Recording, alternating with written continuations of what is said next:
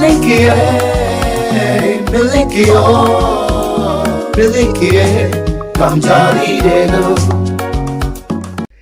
everyone, welcome to another episode of Shagalinku. My name is Ambassador Emmanuel Gabari, and as usual, we have a whole lot to deliver on today's program. It's a beautiful Saturday, and here we are saying happy Saturday and hope you are enjoying yourself. Okay, we'll take a quick break, and when we come back, we'll be looking at something very important: migration. What is it about migration? What are the dangers and challenges that people face when they migrate? Sometimes people look at migration as a very bad thing, but then people must migrate either for work, for studies, for new employment, for even occasion. So my guests will be looking at all of that. But for now, I want to welcome all of you to the program, and let's take a quick break, have this music. When we come back, I'll let you in on who my guest is and every other thing that we'll be discussing for the next 55 minutes. I'll be right back.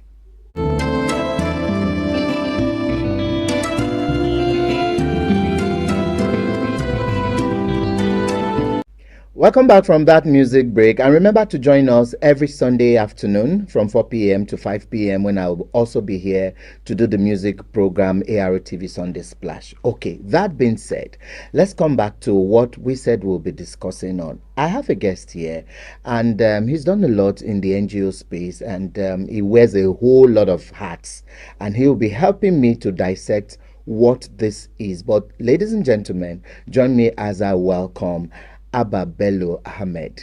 He has a lot of capsules, so I will ask him which one he's using today and which one he will keep for another day. Welcome, sir. Thank you very much for having me. Yeah. It's a pleasure being here with you, Ambassador. I think for now, since we are talking about migration, let me allow myself being with the migration cap because it's what we have been discussing, or we are going to be discussing on the program. Yes. Thank you so much. Yeah, Thank you you're for being welcome. here. So let's It's a even pleasure. start. Yeah. So let's even start with the first things. When people hear about migration, what do you think our viewers should know about migration before we even go to whether there are dangers or advantages or challenges? Well, I think, like you just said in your introduction, migration has to, when we are talking about migration, we're talking about human beings. We're talking about historical antecedent of human existence. We're talking about nature, because it's fundamental for every human being to move from one location to another. And that is why experts decided to look at migration into two perspectives. There is what they call internal and external migration. Internal migration is where somebody will move from one location, either within a state, within a community, to another location. That's migration. And the external is where somebody migrated and actually crossed border to another country or another state for, like you mentioned, maybe for opportunities of work or leisure, or for business trip, or any other thing that would make somebody as a human to move from one location to another. So it all depends on what reason makes you migrate, or what are the purpose of your moving from one location to another. So this, in a nutshell, this is what actually migration is all about. Where do we draw the line between migration and human trafficking? Because sometimes people confuse one for the other. You find people who take young girls from the villages and bring them to town to do house helps and all of that. And then you find people who take some of these people from Nigeria to either African countries or Europe. So where do we even draw the line between human trafficking and migration? I think there are a lot of differences, but first thing first is the intent. What makes somebody move from one location to another. And then second thing is the nature of the movement. Third is how did that person move, by what means or what purpose. So basically, these are some of the things that experts look and actually categorize migration to be either traffic or migration in itself. So, but for it to qualify or to be established, this is trafficking, there are some elements expert and professional established for that particular movement to be called traffic of human being. For instance, there must be an element of exploitation. You understand? When you want somebody to move from one location, or that person move from one location to another, and that movement resulted into exploiting that individual, it amounts to Trafficking. trafficking. Or there is an intention to lure and also abuse that particular individual by economic abuse, by sexual abuse, by any form of violation of that individual's right. That could also be resulted to what expert call trafficking. And the last one is to make it or to conduct that process in um, let's say criminal nature, in a way that due process or established legal framework were not actually followed. That can also be result to trafficking. Okay. You understand? Yeah. So migration in itself is not a crime. You understand? But the nature in which somebody move from one location could result into a criminality. But traffic in general is a crime Yeah. because of those things I've mentioned earlier. Yeah. Yes, So bringing us back to that, let's also look into why people migrate, because like you said, people must move. definitely. People must move. Like Definitely. you get instances where even within Nigeria or Africa, we are seeing Yeah. these xenophobic attacks Yeah. and all of Yeah. that. And you begin to wonder that as South Africans saying that there are no South Africans in other countries or other continents. So why do people move, and what can we also help them to be aware, like you said, that there's a thin line between migration and human trafficking? So how do we even begin to know why people move, and how they should be sensitive to know that when someone promises you to take you for, there's a job waiting for you in Europe, you should know some signs to say this is human trafficking and not migration? Okay, let me also say that the reason people migrate or move from one location to another, either for whatever reason, for economic or for job opportunity or for greener pasture, as we used to call it, Yeah. expert divided these reasons into two. There is what they call pull and push factor. So you can see, if, for instance, if you have an object that you want to pull, to draw it close to Closer. you, Yeah. you do some certain things to make sure that that thing get close to you. And if you want to push it away, you also make some activity that will actually make you push that thing away from you. So basically, if you look at it in that nature, you'll be able to understand that there are things that actually pull people to embark on migration. You understand? It could be for economic reason, it could be for other opportunities or advantage that people see somewhere else that they could not get it where they are. So they have to move to that place for them to be able to get that opportunity, or whatever reason, I mean, they think they can actually have where they move to.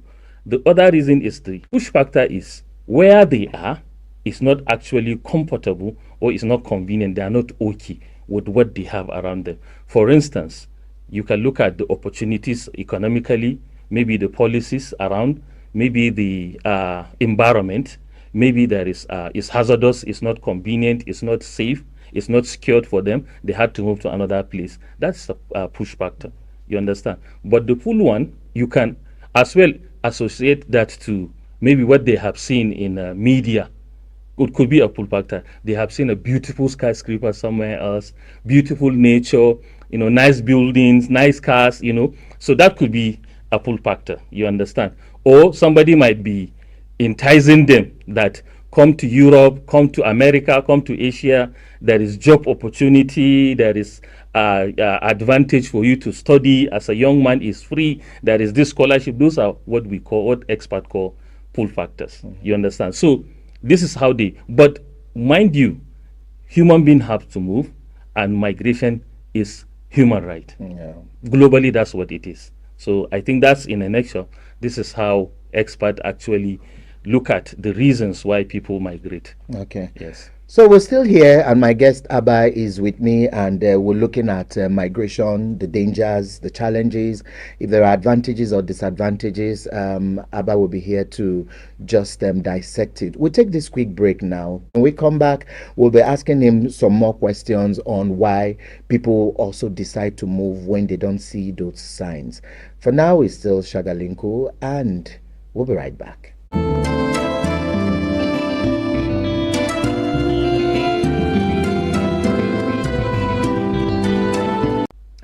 Welcome back on the show. Remember to join us tomorrow. That's Sunday, 4 p.m. to 5 p.m. when I'll be here to do the music program, AROTV Sunday Splash. And just to also let you know that we're streaming across the world, so you can watch Shagalinko from your normal antenna of AROTV Kano. You can also watch us if you're on Star Times TV. And then if you're on Nicomsat, that's for those who are on satellite, you can watch us across the world. And yes, we're also on Free TV.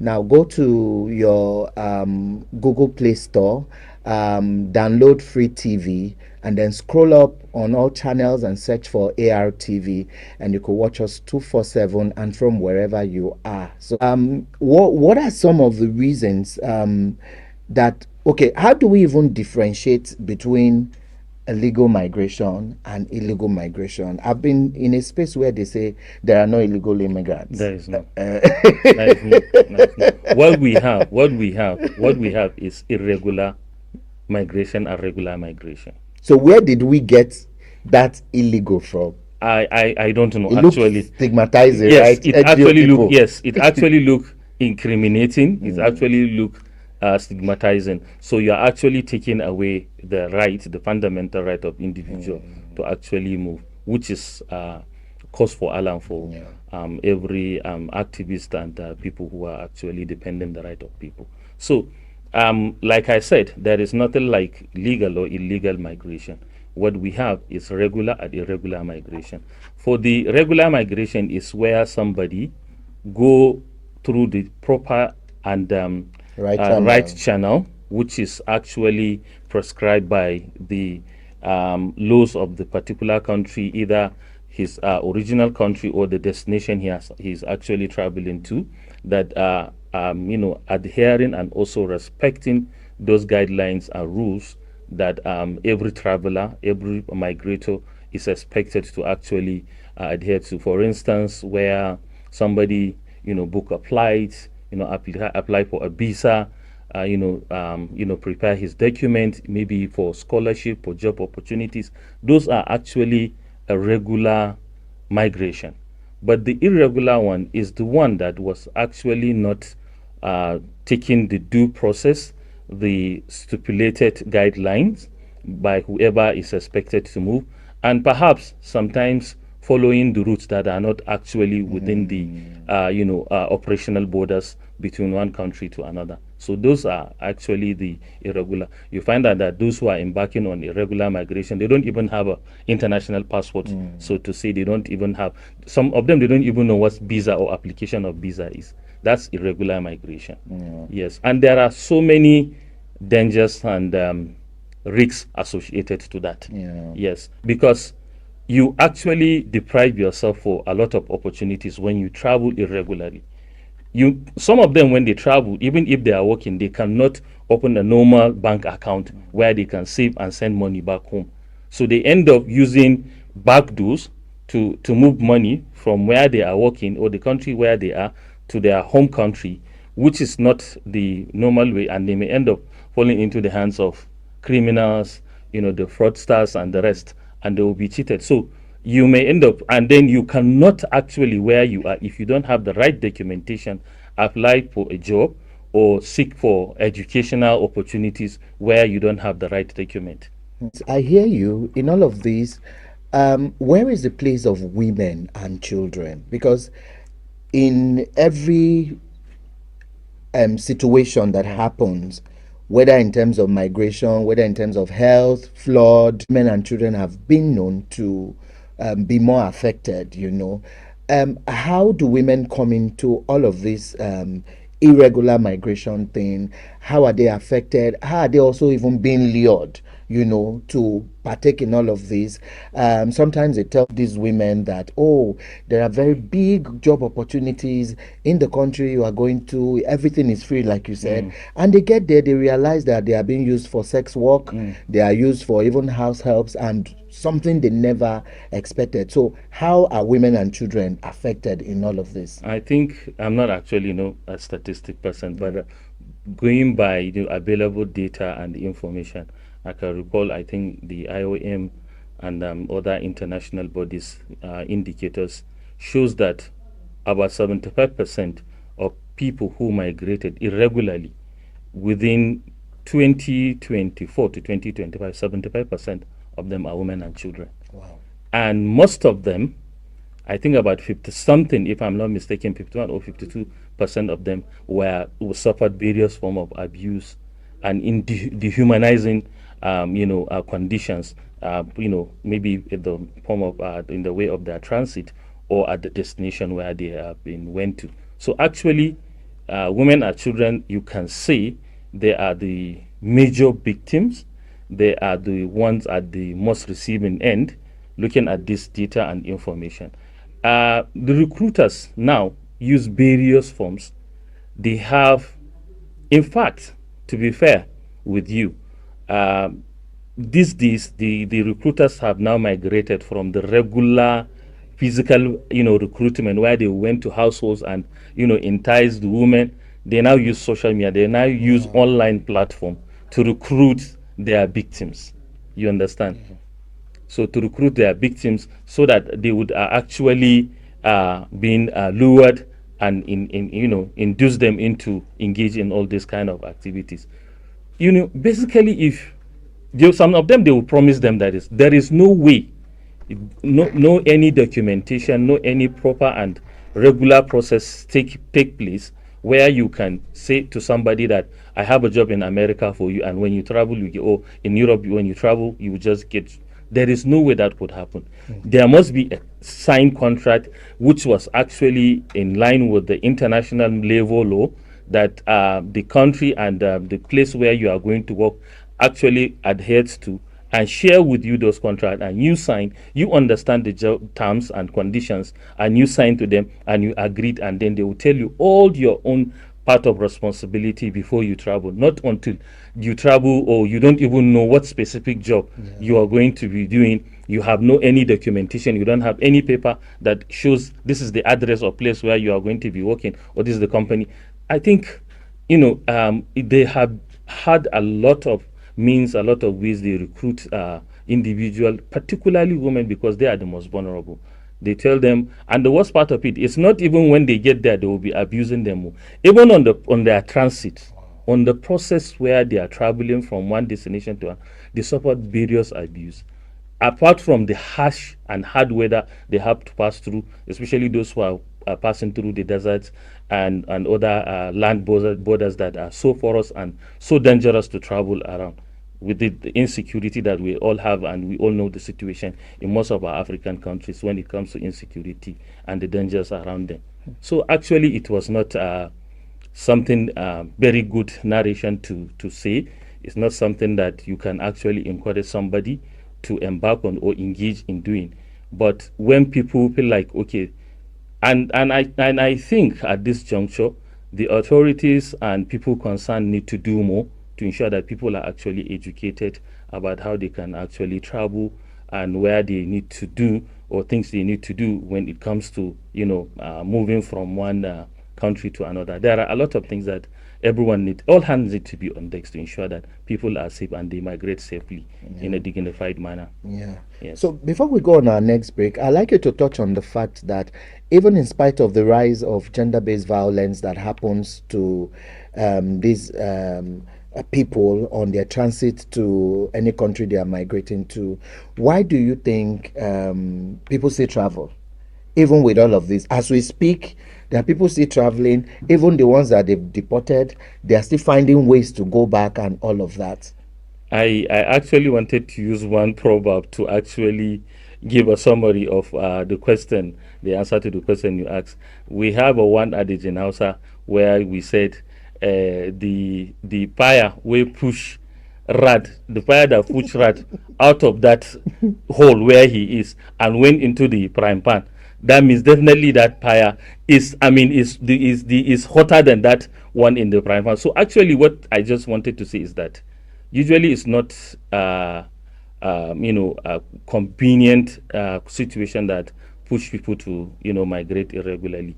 Some of them are victim of this insurgency. Yeah. Some of them are drive because of climate issue. They were farmers in their hometown where they farm, and then suddenly there is natural disaster and there is no enough support that they can continue with their life. Some is because of economic factor, where they are, for instance, in the country where there is less opportunities, especially for young people to get a job or to actually improve their skill, or maybe, maximize their potential. They actually feel like, okay, if I travel to Europe, maybe I'll have more opportunity where I can drive my ambition and dreams and hope to be achieved. So a lot of factors that make people to travel irregularly, which I think we are advising and actually recommending that the stakeholders need to do more to ensure that young people, wherever they are, they have the opportunity to realize their dreams and potentials. Thank you so much, Abba. I'm still here talking with my guest, Abba Bello Ahmed, and we're looking at migration issues. In case you just joined us, this is the new episode of Shagalenko. I'll be back to talk about deportation and things we can do to integrate them back to the society, because sometimes people fear to return back from the migrated countries they've gone to because of what people will say, the stigmatization, and then sometimes they will tell them, oh, you travel, go look for greener pastures, and here you are back, bring anything, shishi, bring, come back. So let's go for this quick break again, and then when I come back, I'll be asking my guests what we can do to reintegrate people who are returnees from countries where they couldn't really get regular migrations from. Don't go nowhere. We'll be right back.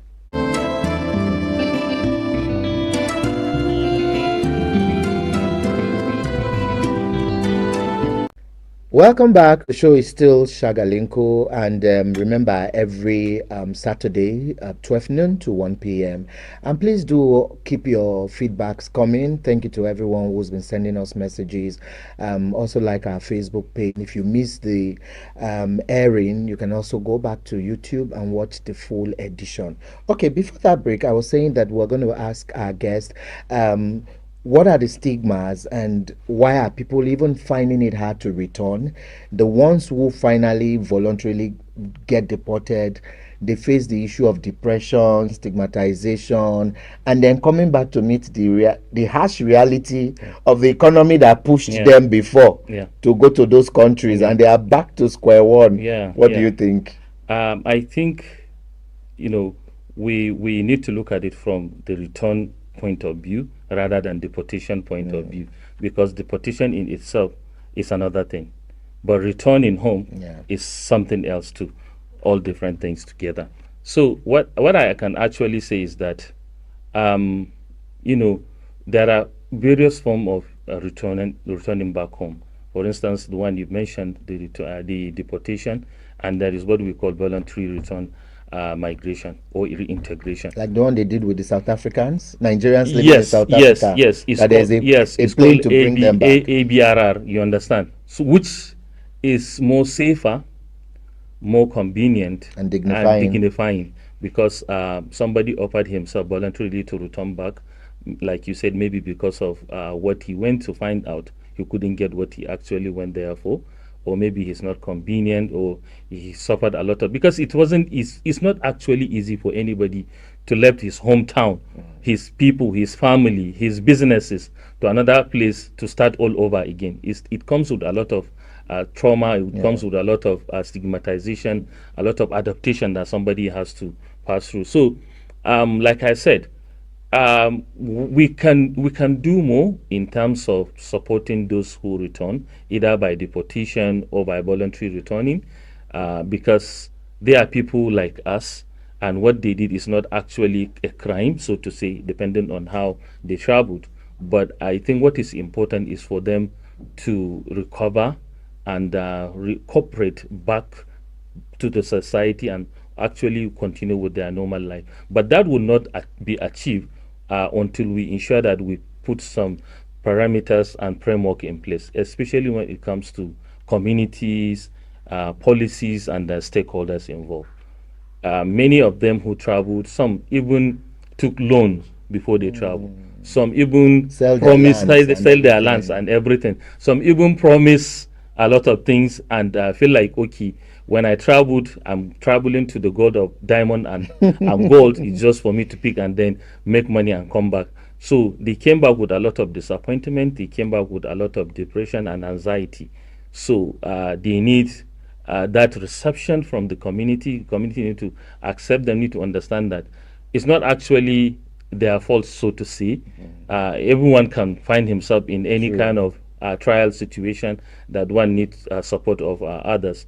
And for the stakeholders, they need to do more in terms of creating opportunities for young people so that they can thrive where they are, they can seek for job and education as where they are and where they find themselves. And for this other stakeholders like CSOs and media like you, we need to do more in terms of awareness creation.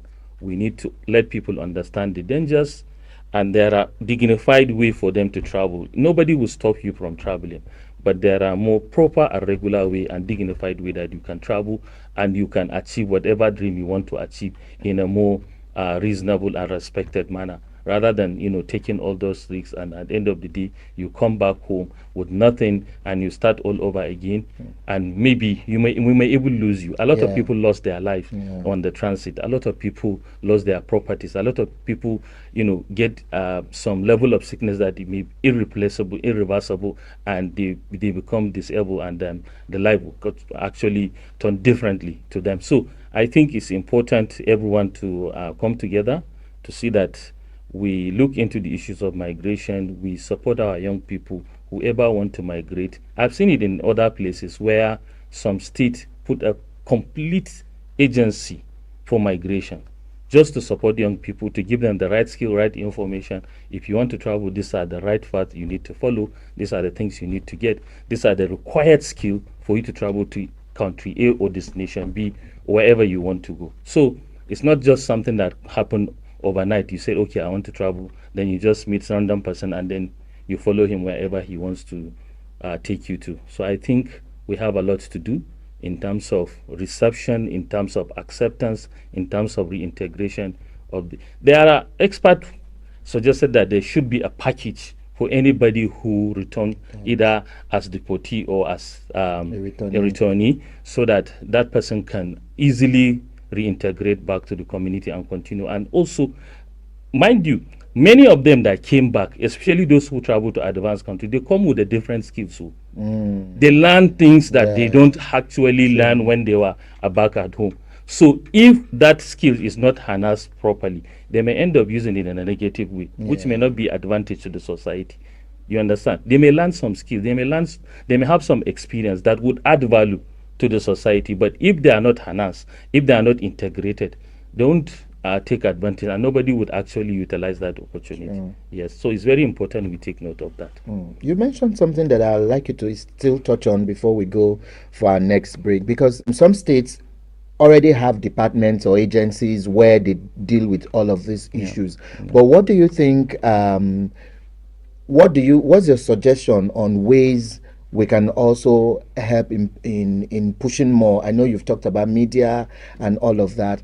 Are there agencies or should be in place where they can give the right guidance, and then when these things don't work, are there agencies too that could reintegrate? Yeah. Information is key. Yeah. As we speak now, someone might be watching whose relatives Yeah. might be on the verge and saying, "Oh, I'm suffering in this country, but I don't know how to Even as I'm return." coming here, somebody called me that I think his in-law is traveling and he couldn't stop him because he has already paid the money to the agent, and any moment from now they will travel. I think it's Libya or Algeria. I don't know.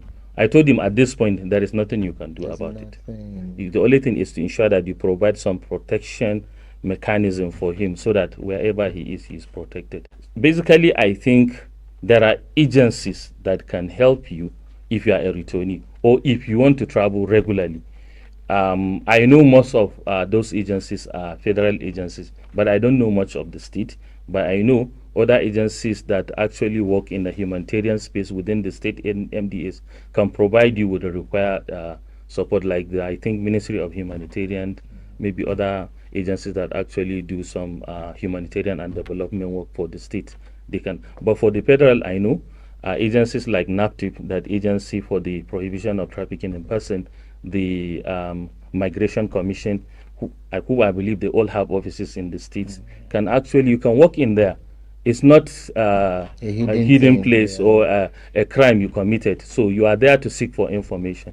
If you presented yourself that you want to see somebody that you have an inquiry to make, I know definitely they can offer some help and assistance to anybody who wants to travel or who return back home to get support that they actually required.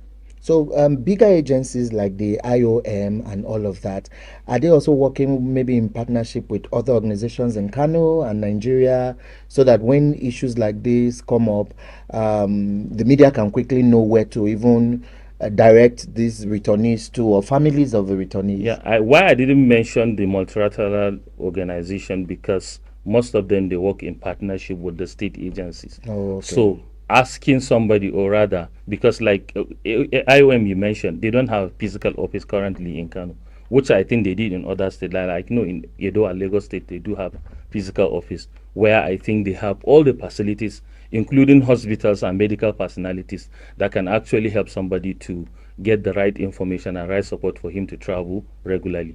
For Kano, I think I am work with I think other partners, especially the state MDAs that are working, like I said, within the humanitarian and the human development space. Like I know they are working with NAPTIV, State Ministry of Women Affairs, and humanitarian as well. So these are some of the agencies that are actually partnering with other multilateral and other international partners to provide the required support for the state on issues of migration. You're still on to Shagalinku with Ambassador Emmanuel Gabari. We'll take this short break, and when I come back, I'll be asking Abba. I really want him to also talk about something that people don't really look into. What is the plan for families of returnees? Some of them must have even gathered all their earnings, sold their landed properties, borrowed money from people just to say, oh, you are a survivor. When you get there, things will get better. And then it goes south, and then they return.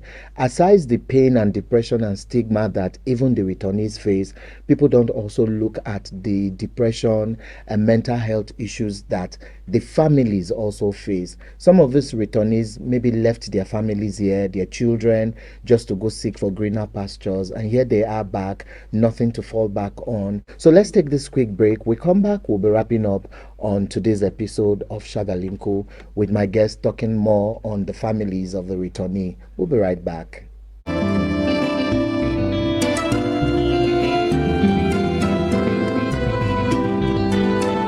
Let me come back to my guest. How do we even integrate? We always talk about integrating the returnees. We're now also looking at the mental health, the disappointments, the sadness, the regrets. Post-traumatic disorder areas. Yes, that the families Yeah. face. Just like when there's a rape issue, people only just talk about the victim or the survivor. They don't also know that there is a lot of stress that even the family face and all of that. So, how do we even begin to reintegrate even the families of the returnees? I think actually, to be fair, that is not a coincidence, so to say, because every humanitarian support is designed to centered around the survivor, the person in question. So that is not actually a coincidence.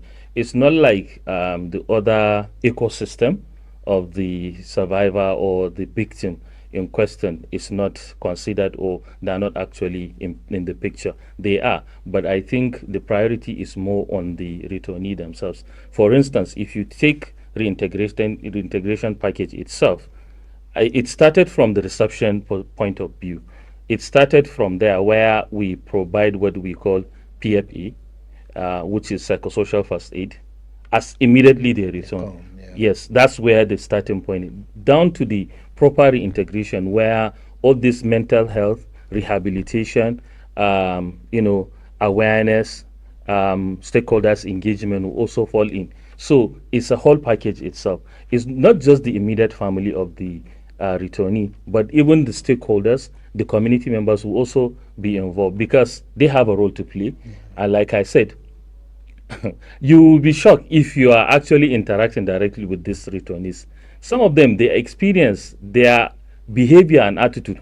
I tell you, somebody who traveled to let's say Algeria by desert through deserted, when he comes back, or Morocco, for instance, or Libya, their experience and what they have passed through is totally different from somebody who has never traveled to either Katsina or who has just traveled to Katsina or Kaduna. Their experience, so they come with a lot of package, they come with a lot of baggage, they come with a lot of experience. So their family too need to also be counseled, need to be also engaged so that they will understand this situation.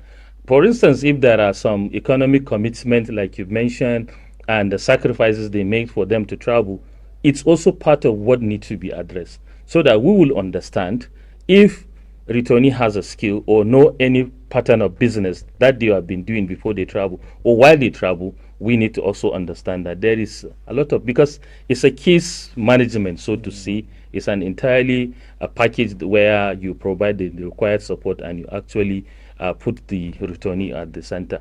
And I hope it's something that our state will embrace, because other states are doing a lot and it's really helping the state. And that was why I told you that other states, when they see the opportunities, they now set an agency for that purpose, with the staff and equipping it with everything it requires for it to function and provide the needed support for the team members of the states. Will you think, just to take you back a little, do you think that many states who've not found the need to set up agencies like this live in self denial to say, you can have a state say, oh, we don't have any issue of migration, we don't have any issues of returnees. Meanwhile, it's happening. Do you think it's a situation of self denial?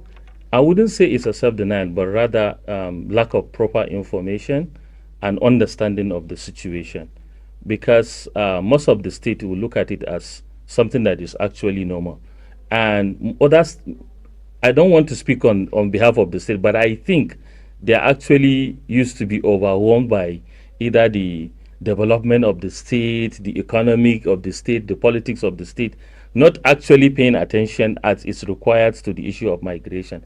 Meanwhile, it's, for instance, let me give you an example with my state, Kano.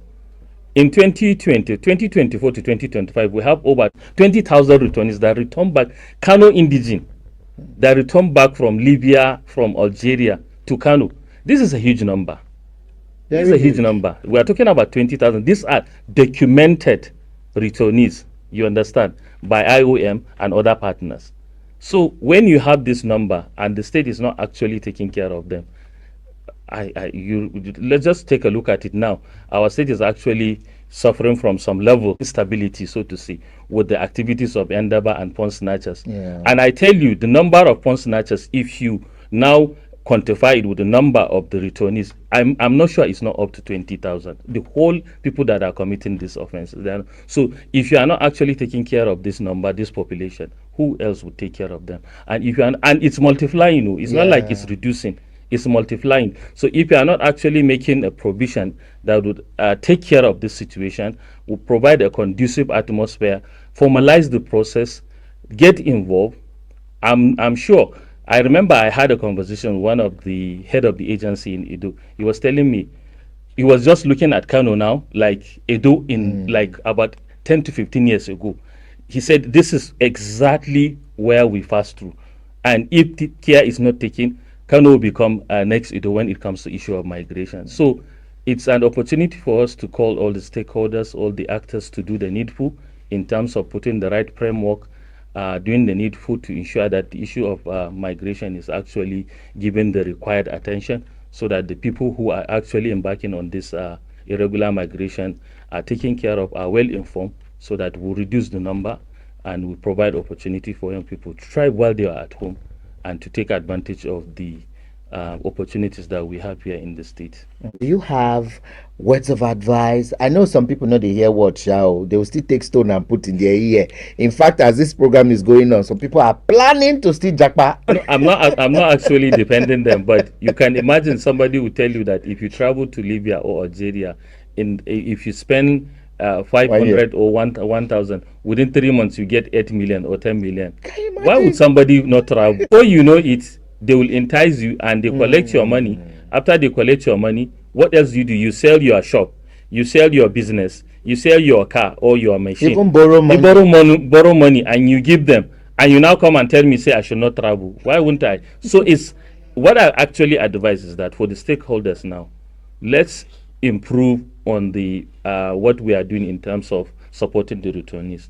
On the other hand, let's also consider the potential migrants, because we have what we call potential migrants. The potential migrants should be the main target.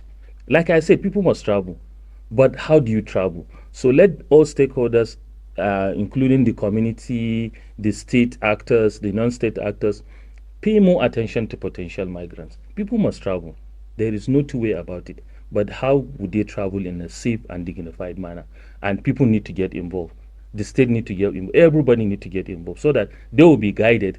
They will be provided with a conducive and required information for them to travel wherever they want to travel to. I think that's the advice I had to give to everyone, and I think I pray that our country will be better, so that that Japa syndrome will not be there anywhere. So that's I think my last patent words before we. Thank you so much, Abba. It's been a pleasure having you on the show. Thank you for having me. Okay, that's our piece for today on Shagalinku. I really want to thank our guest, Abba Bello Ahmed, for finding time to join us on the show today. I'm sure you learned a whole lot and enjoyed our package for today. Thanks to all my colleagues in the house, and thanks to all the crew members. And yes, don't forget to join us tomorrow, Sunday, 4 p.m. to 5 p.m. as we do the live music show, ARTV Sunday Splash. My name is Ambassador Emmanuel Gabari, urging you all to have a beautiful Saturday and enjoy the rest of the weekend. God bless you all, and bye-bye.